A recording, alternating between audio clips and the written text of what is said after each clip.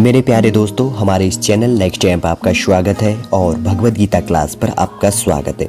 जैसे कि हमारे द्वारा आपके लिए डेली भगवत गीता के अंतर्गत पे जो भी श्लोक हैं अध्याय वाइज आपके लिए प्रोवाइड किया जाता है। यदि आपको हमारा चैनल अच्छा लगे तो लाइक कीजिए, कमेंट कीजिए और हमारे इस चैनल नेक्स्ट टाइम को सब्सक्राइब कीजिए। आज बात करेंगे हम इसके अंतर्गत पे भगवत गीता क्लास के अंतर्गत पर 31, 32, 33, 34 और 33rd, 34th और 35। 31, 32, 33, 34 और 35। ठीक है, 33 कहा जाता है, 33 इसको इस रूप से भी कहा जाता है। 5 श्लोकों को इस वीडियो के अंतर्गत पे हम जानने की कोशिश करेंगे। चलिए ज़्यादा टाइम न लेंगे, बात करेंगे 30th फर्स्ट नंबर का श्लोक भगवत गीता के अंतर्गत पे क्या कहा गया है। जैसे कि हमने कहा कि भगवान श्री कृष्ण ने क्या किया था, कुरुक्षेत्र के मैदान पर अर्जुन को उपदेश देते हुए जो सार प्रस्तुत किया, वही सार को हम आपके सम्मुख प्रस्तुत कर रहे हैं। और इस सार को कौन सुना रहा है? संजय धृतराष्ट्र जी को अपने दिव्य नेत्रों से देखकर भगवान किसको सुना रहे? धृतराष्ट्र और उनकी पत्नी गांधारी सुना रहे हैं। और उसी रूप से वो बताते हैं कि किस रूप से कुरुक्षेत्र के मैदान पर हो रहा है। देखिए, आगे जो पिछले श्लोक थे, पिछले श्लोक के अंतर्गत पे हमने जान लिया था। आगे के श्लोक के अंतर्गत पे है कि इसमें क्या करता है कि अपनी विषादयुक्त जो स्थिति वर्णन करके अब अर्जुन अपने विचारों के अनुसार युद्ध का अनौचित्य सिद्ध करते। किस रूप से अनौचित्य सिद्ध करते? तो 30 फर्स्ट नंबर का अध्याय फर्स्ट और 31वें नंबर का जो श्लोक है, इसमें कहा गया है, निमित्तानि ही च पश्यामि विपरीतानि केशव न च श्रेयो अनुपश्यामि हत्वा स्वजन मा हवे। क्या कहा जाता है? निमित्तानि च पश्यामि विपरीतानि केशव न च श्रेयो अनुपश्यामि हत्वा स्वजन माहवे। इसका अर्थ है, हे केशव, अर्जुन कहते हैं भगवान श्री कृष्ण से, हे केशव, मैं लक्ष्यों को भी विपरीत ही देख रहा हूँ तथा युद्ध में स्वजन समुदाय को मारकर कल्याण भी नहीं देखता। क्या कह रहे भगवान श्री कृष्ण से? अर्जुन कह रहे, हे केशव, मैं लक्ष्यों को भी विपरीत ही देख रहा हूँ। मेरा जो लक्ष्य है मैं उसको विपरीत देख रहा हूँ तथा जो युद्ध में स्वजन समुदाय को मारकर कल्याण भी नहीं देख रहा हूँ। और मैं क्या कर रहा हूँ कि जो इस युद्ध में उपस्थित सम्मानित लोग हैं, मेरे रिश्तेदार हैं, जो मेरे से बड़े गुरुजन लोग हैं, ठीक है, जिसके अंतर्गत पे द्रोणाचार्य, भीष्म पितामह, etc जो भी थे उसके अंतर्गत पे, तो उनको देख के क्या कर रहा हूँ और उनको मारकर मैं अपना कल्याण भी नहीं देख रहा हूँ। आगे कहा जाता है 32वें नंबर का जो श्लोक है, अर्जुन ने कहा कि स्वजनों को मारने से किसी भी प्रकार का हित होने की संभावना नहीं है। अब फिर से उसी की पुष्टि करते। अब वो किस रूप से पुष्टि करते? अब हम जानते हैं, न कांक्षे विजयम कृष्ण न च राज्यम सुखानि च किम नो राजेन गोविंद किम भोगेर जीवितेन वा। क्या कहा? न कांक्षे विजयः कृष्णः न च राज्य सुखानि च किम नो राज्येन गोविंदः किम भोगेर जीवितेन वा। इसके कहने का अर्थ क्या है कि हे कृष्ण, अर्जुन वापस कहते हैं, मैं न तो विजय चाहता हूँ और न ही राज्य तथा सुखों की ही। लेकिन देखिए, पूरे जो श्लोक होते हैं एक दूसरे से रिलेट होता है, आप ध्यानपूर्वक समझने की कोशिश कीजिएगा। 31 में तो केवल उन्होंने कहा कि मैं लक्ष्य भी देख रहा हूँ, लेकिन मतलब इसके अंतर्गत पे मैं अपना कोई हित भी नहीं देख रहा हूँ। और उसी की पुष्टि 32वें श्लोक के अंतर्गत पे किस रूप से करते हैं? हे कृष्ण, हे पार्थ, क्या कहते हैं? हे कृष्ण, मैं न तो विजय चाहता हूँ और न राज्य। पार्थ तो सारथी उनके लिए प्रयोग किया गया था, ठीक।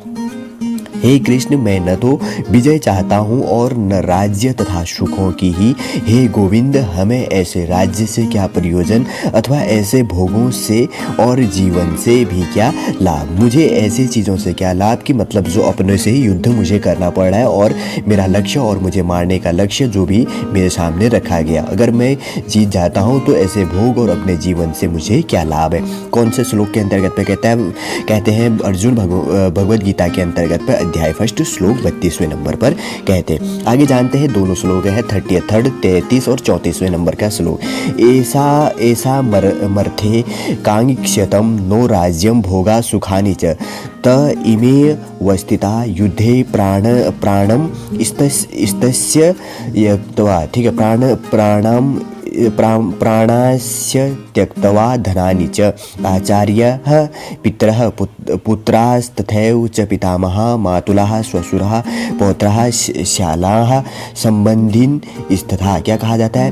33 नंबर का जो श्लोक है, ऐसा मर्थे कांक्षतम नो राज्यम भोगः सुखानि च त इमे वस्थितः युद्धे प्राणस्तक्त्वा धनानि च अब है 34वें नंबर का श्लोक है, दोनों को एक साथ रिलेट किया गया है। आचार्यः पितरः पुत्रास्तथैव च पितामहः मातुलः श्वशुरः पौत्रः श्यालः संबंधीन तथा हमें जिन के लिए राज्य भोग और सुखादि अभीष्ट है वे ही ये सब धन और जीवन की आशाओं त्याग कर युद्ध में खड़े हैं। गुरुजन, ताऊ, चाचे, लड़के और उसी प्रकार दादा, मामा, ससुर, पौत्र, साले तथा और भी संबंधी लोग।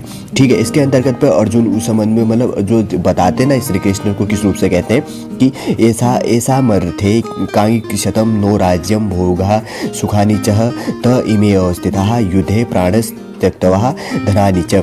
आचार्यः पितरः पुत्रास्तथैव च पितामहः मातुलः श्वशुरः पौत्रः श्यालः संबंधीन तथा हमें जिनके लिए राज्य भोग और सुख आदि अभिष्ट है वे भी ये सब धन और जीवन की आकांक्षाओं को त्याग कर युद्ध में खड़े हैं। गुरुजन, ताऊ, चाचे जो भी है, रिलेटिव जो भी उनके रिश्तेदार हैं, इसके अंतर्गत पे सारे यहाँ पर खड़े। आगे जानते हैं 35वें नंबर का श्लोक क्या कहता है।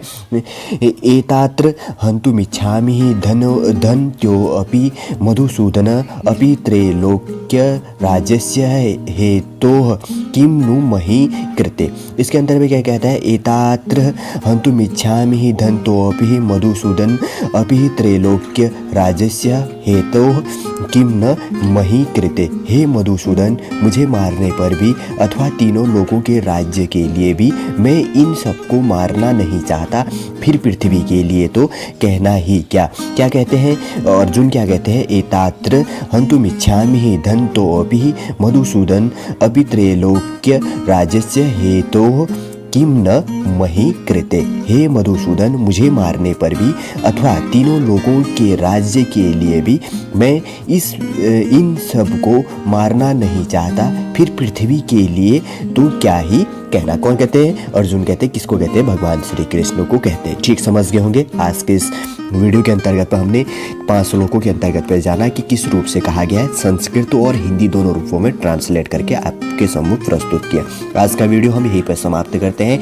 आगे आने वाली क्लास के अंतर्गत पे जानेंगे कि आगे भगवद गीता के अंतर्गत पर कुरुक्षेत्र के मैदान पर किस रूप से प्रतिक्रिया होती है। चलिए आज का वीडियो यहीं पर समाप्त करते हैं। यदि आज का वीडियो आपको अच्छा लगे तो लाइक कीजिए, कमेंट कीजिए और हमारे इस चैनल नेक्स्ट टाइम को सब्सक्राइब कीजिए।